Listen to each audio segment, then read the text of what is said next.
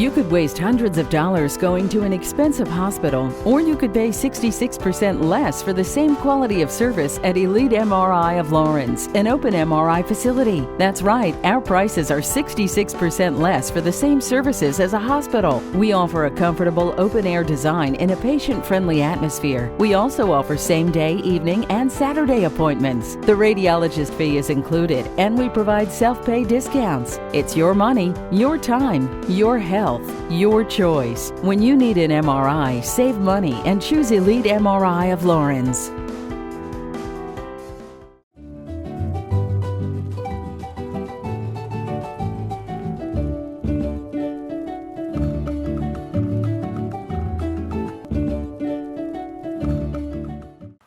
Hello everybody, I'm Pilar Archila with Pure Gold.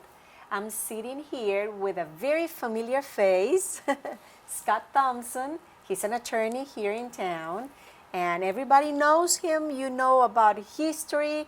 He's like an encyclopedia, a walking encyclopedia. Especially when I have my phone in my pocket.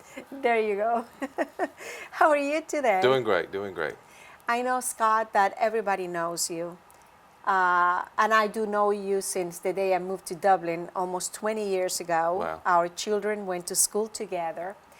But there's a lot of things I really don't know about you.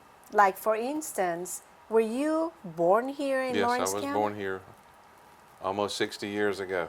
Okay. I mean, in Dublin. Lawrence Memorial Hospital.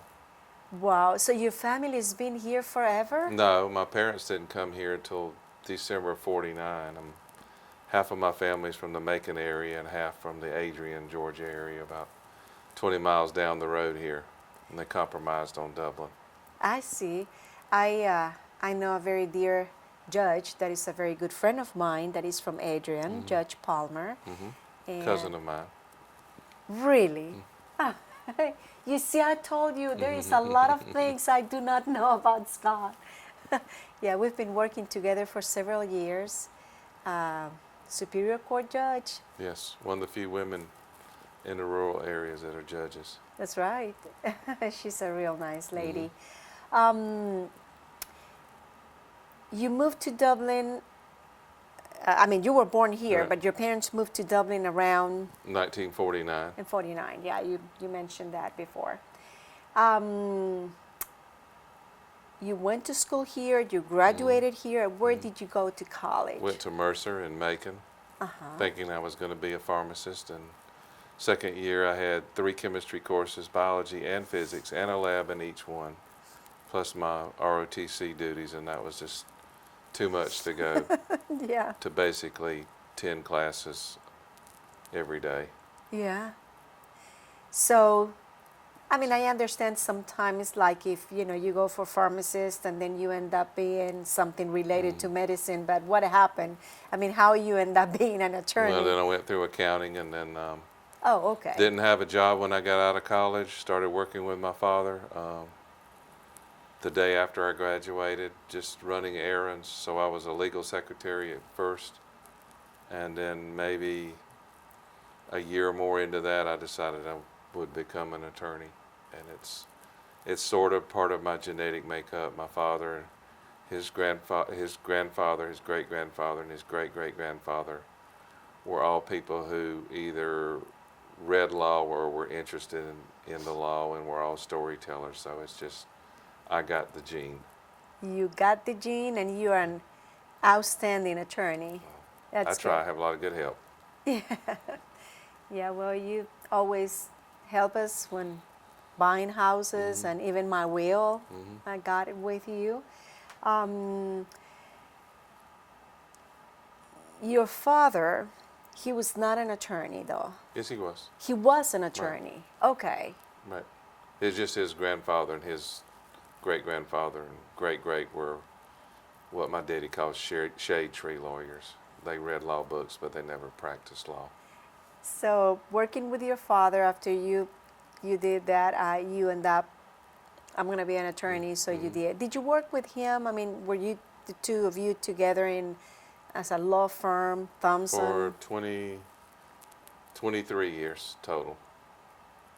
Oh, wow. Just a month beyond 23 years. So Learned more doing the 4 years or 5 years than I did going to anywhere college. else. Yeah. Anywhere else. Yeah, that's the best way to learn.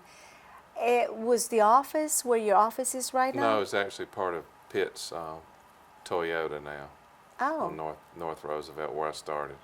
And okay. then we've been in the current for 31 years now. Yes. Um, how many children do you have, and do you have any attorneys? I have attorney question first. My niece Meg Greer, my sister's daughter, is practicing with me. I have one son and 2 daughters, and the son is in South Carolina as a journalist. My oldest daughter works for Junior Achievement as a grant writer, and my youngest daughter works with mentally challenged kids in sort of a private special ed school All in the right. Atlanta area. Okay. That's, No lawyers in the foreseeable future. well, you never know. You never know. Got a brand new grandson. A brand new grandson. He's probably about a year old or He's so. 10 months old. 10 months. And He slowed down on his growing. He was on a pace to be about 6'7" or 6'8", but maybe he'll 6'4". Oh goodness, that's, to me, Throw a that's, baseball 99 miles an hour. And I can retire when I'm 78. yeah. I know you enjoy your time when you spend with him, and I understand he's walking now, He just started walking. hands full. I got the video on the phone yesterday. That is going to be a hands full, a walking child. How often do you see them? Oh, about once a month. Yeah, They're about 2.5 hours away, same distance as the Atlanta area. it's true. Yeah, mine are in Atlanta, and yeah, we see each other once, maybe twice a month or so. But you always miss them. Oh yeah, Yeah. What is his name? Jude. Jude. That's Is a in nice the name. Beatles song, Hey Yeah, Jude. hey Jude. I'm that's serious. That's where Yeah. it comes from. Scott is serious. Yes. Really? Is that where it came from? That's great. I mean, that's something that I expect from Griffin Lovett. You know? Well, my daughter-in-law was a big Beatles fan. Names her dogs after songs, and That is she's got one Penny Lane and Maggie May. that is so cool. She named her son after a song too. Well, I like that. Jude. That's good. I've seen pictures on Facebook of him, and he's very cute. Oh yeah. Well, Scott, we're going to take a very short break, and stay with me, Okay. please, and don't go away. We will be right back. Hi, I'm Jeff Cannon, President of Citizens Bank of Lawrence County. Is your bank outgrowing our community, or has your bank completely left our community? Here at Citizens Bank, we are a full-service financial partner. We offer everything from all types of deposit accounts, debit cards, online banking, to mortgage loans, 24-hour ATM, telephone banking, and commercial and consumer loans. We are home to Dublin-Lawrence County Student Advisory Council, which will be entering its 12th year this fall. We are large enough to offer all the products you want, but still small enough for you to receive the personal one-on-one service you deserve. Be watching this fall as we introduce some new products that will make banking with us even more convenient. Stop by and see us today, and you'll discover why we are Dublin-Lawrence County's community people. Citizens Bank of Lawrence County, member FDIC, and an equal housing lender. Thank you for staying with us. I'm still here with Scott Thompson. He's an attorney and historian. And let me ask you, when did you notice that you really like to know about the past? And Well, my grandmother Thompson, when we go visit her after we'd eat on Sunday, she would, and other people there would be talking about people in the community, where they were, who they were married to, who their children were, that kind of talk, and how we were related. And then she kept a little book of her genealogy, and I probably picked that up in the early to mid 70s when I was 17, 18 years old. And when I started to law school, there was a really good, one of the best in the country, genealogy libraries in Macon. So on my day off, I would go there and do research, and once I could tie in more of my mother's family back into Virginia, Massachusetts, and Connecticut. Wow.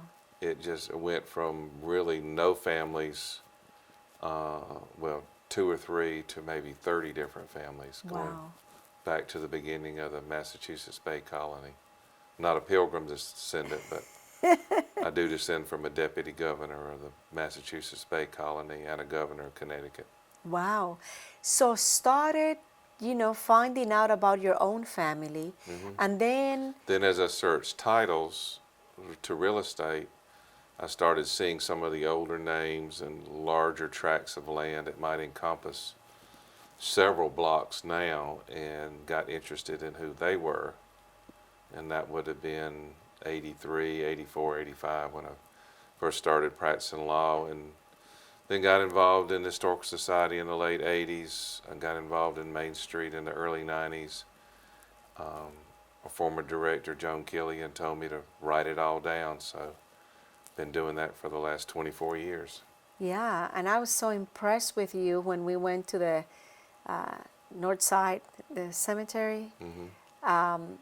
Goodness, you knew basically every single tombstone, and you knew the stories. Not everyone, but it's evolved into a passion for the story of people.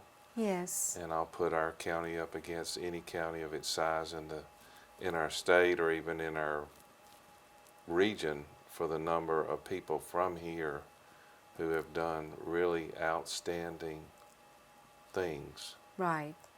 I also know that you like art. I've seen several pieces of my brother's Juan Jera's art in your office. Yes, I love his style. Yeah, he's different. He's different, but I love my house is every single piece of art is his. They called me up one day and said, your portrait's at the antique fair for sale. I said, what do you mean? They said, just go out there and see it. And his daughter Deanna had taken a picture of me at one of the Dome games, and he painted that, and he has the arm of the creature from the Black Lagoon creeping up my right arm. That sounds my brother's. Yeah, and that's old age creeping up on me. That is funny. But yeah, that's my brother's art. Right. It looks surrealistic, and sometimes maybe you feel in an alternate world. It's different, but if you understand his art, it's just amazing. It's just amazing. But it's just the people. It's been more about people more so than trains and planes and automobiles and buildings. It's the people who built the building, the people who Exactly. drove the train, flew the airplane. Absolutely. Yep. Now let's talk about our Chamber of Commerce. Okay. What can you tell us about the history of our chamber? Well, you could turn the clock back about 125 years ago, when just down the street from us here, 1891 was a very pivotal year. It was that year that we got our first railroad bridge across the river, our first passenger bridge across the river, and our first railroad into what we now call Dublin. The first one stopped right across the river over here. And within just a couple of years, we had 3 railroads coming into Dublin. And that ignited a growth period that lasted well into the mid of the second decade of the 20th century. It sort of stopped around 1915 or 1916 when the boll weevil came in and started destroying the cotton crop. But all through the 1890s, Dublin was growing at rapid rates. The Chamber's slogan, or the city slogan, was Dublin, Georgia, the only town in Georgia that's Dublin, D-O-U-B-L-I-N-G, all the time. And from 1880 to 1910, the population went from about 400 to about 7,000 or 8,000. Oh, goodness. So around the year 1900, some of the younger men, the people who were not soldiers of the Confederate Army, started to believe that they needed to organize to promote the city. So they formed the Young Men's Business League about the year 1900. And that kind of floundered around. You've got to think about there were probably 10 to 20 men, hardly any women in those days, that owned the vast majority of the wealth in Dublin. Sort of sound like a Bernie Sanders campaign speech. But these were the driving forces, and they knew that they had to cooperate with each other.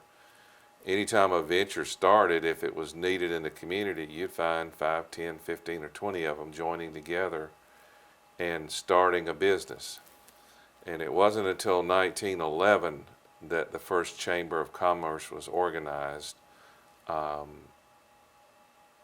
by the leading men. I think there might have been 1 or 2 women by then that were in the first Chamber of Commerce, but it was mainly a male organization. And they were dedicated to originally to promote roads. Up until 1910 or 11, there were virtually no paved roads in Georgia. Almost everything was dirt. Wow. Only when you came into downtown Dublin would you ride on a brick paved street. There was really no asphalt, no concrete. So Dublin's chamber worked with chambers all over, or groups all over the state, in promoting a better road system, an intrastate highway system. At first it was just getting a road to Macon that way and getting a road to Savannah going east. But by the World War I time, it was a Highway 80, or Dixie Overland Highway was another one to come through here. So the first major project of the chamber was to bring people here, and what better way is to give them a good road to come on. And the road the studio is on is Highway 80, which at one time was a coast-to-coast highway. You could start at Tybee Island and wind up on the coast in California at San Diego and never get off the same road. They also were in to promote the sale of cotton. In 1911, the year that the chamber was first formed, Lawrence County produced more than 30 million pounds of cotton. Well, you got, if you don't never pick cotton, you don't realize how much it takes just to get a pound. So that's quite a large. I think it was enough to put 500-pound bales from here almost all the way to Macon. That was how much cotton came out of here. And the area where we are now was originally a large cotton ginning area.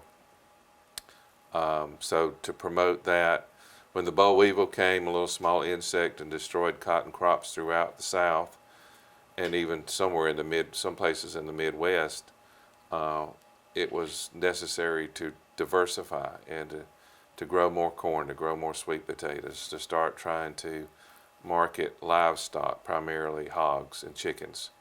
So the chamber got involved in that in the early 20s, after the amendment was passed allowing women the right to vote.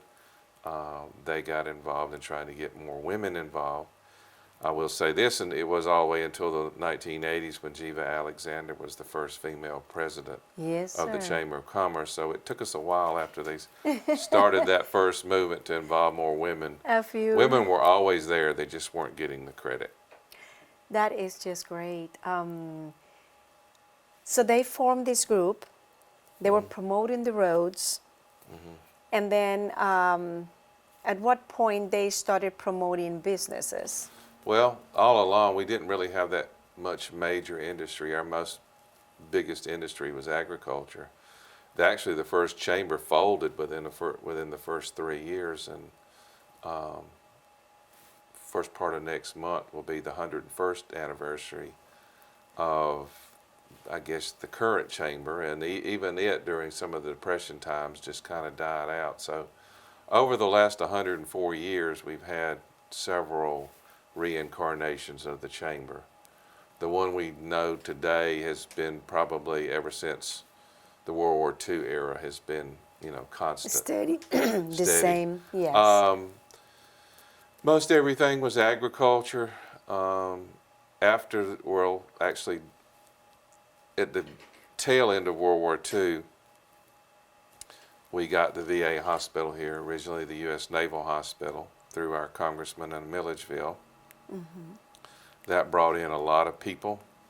that consequently we needed more housing, more shopping, more jobs for the spouses of those People. VA workers who didn't work at the VA.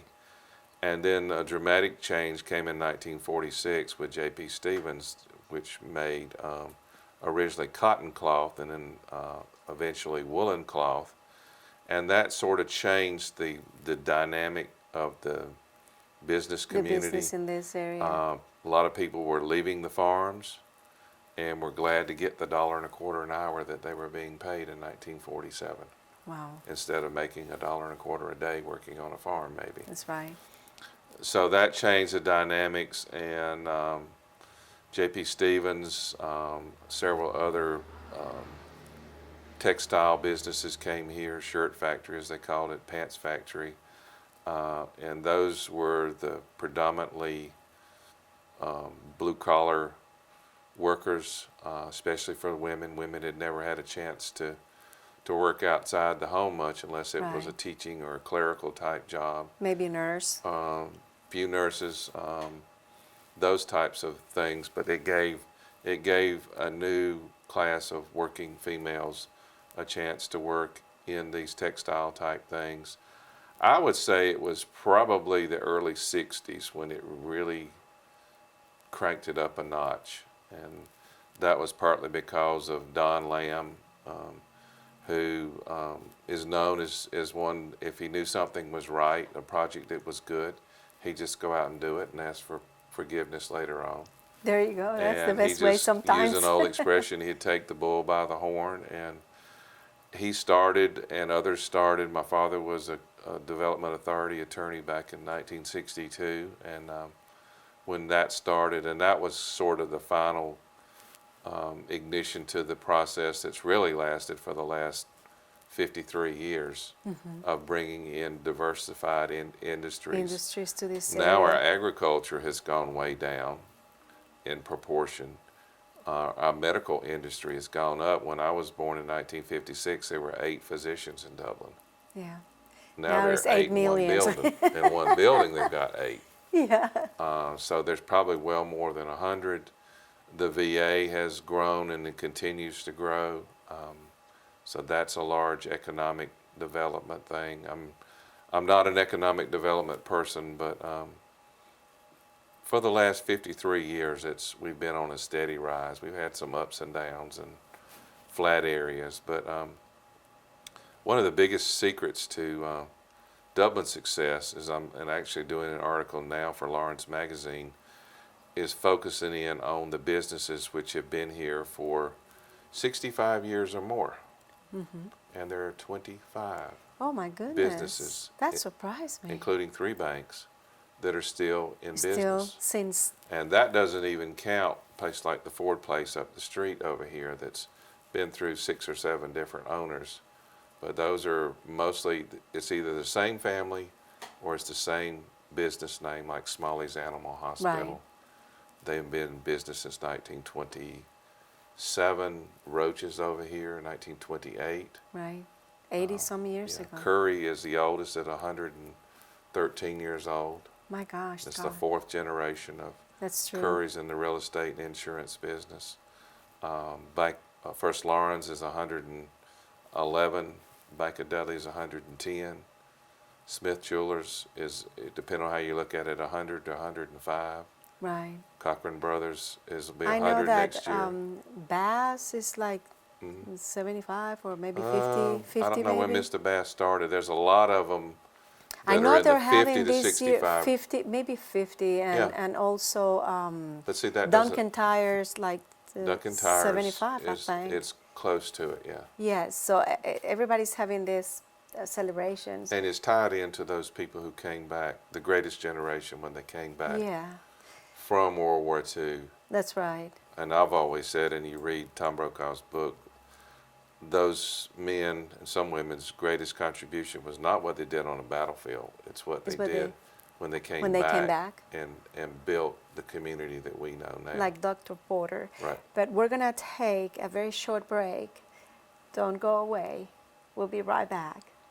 Bowling at Shamrock Bowling Center is family fun at its best, so spare some time and head on over to Shamrock Bowling Center at 104 Bowling Lane. Enjoy bowling on our 24 lanes. Grab a bite at Simple's Cafe. Visit the Emerald Lounge, and everybody loves the game arcade and pool room. Let the good times roll at Shamrock Bowling Center. Look for our specials, including Wacky Wednesdays from 6 until 10 p.m. $2.50 per game, $2.50 shoe rental. Call Shamrock Bowling Center today for group rates, parties, and general information at 272-2477. That's 272-2477. Shamrock Bowling Center, where the good times roll. Call about Youth League starting September 12th.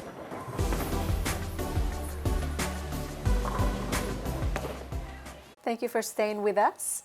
Scott Thompson is visiting me today. Scott, from when you were a little boy until now, what kind of things you have seen different from the business prospect? Well, we've lost a large part of our mom and pop businesses, the businesses that a lot of them started either right before World War II or right after World War II, like music stores. You could go in and buy your favorite record, and if they didn't have it, Mrs. Powell would order it for you. Yeah. Big difference in now and back in the 60s and even 70s. There's not as much leadership in the community because we've lost these small businesses. The current generation of 25 to 45-year-olds are not as involved as their parents and grandparents were. And you back know what? in the that, 60s. that personal attention to the people. Before, everybody knew who you were, your name, and it was more like a family. Now you're more like a number. Well, I told Ricky Porter, he asked me why I lived in Dublin, it was right 2 years after. I said, because when my freezer went out the day before Thanksgiving, or refrigerator full of food, I called Wesley Edwards at Towns. He said, I am on the Toomsboro Road. I'll be at your house in 5 minutes. He fixed my refrigerator, showed me how to repair it if it didn't Ever work. goes. And if you live in Atlanta, where your kids and That's right. 2 of my 3 kids live, Yeah. they might be there in a week to 10 days. That's right. Somewhere between 8 o'clock and 6 o'clock, usually Yeah. 7:30. Absolutely. And you can call somebody like Wesley Edwards at Towns Appliance, and they'll be there and show you how to fix it if it tears up again. That's why we need to support Our local local businesses. business. You might pay more for products if you go to a local business, but when it breaks Service, or needs yeah. repair, Yeah. and they know your name. Yes. Wesley even came to fix it and said, "You didn't buy that stove from us, did you?" I said, "No, I had another client that just opened an appliance store, and I had to buy something from him." Yeah. But he even noticed that we didn't buy. Yeah. Well, let me tell you, it's always a pleasure having you here with me. Thank and you. always a pleasure talking to you. Yeah. Thank you so much. Thank you. And for all of you, thank you so much for watching. Until next time.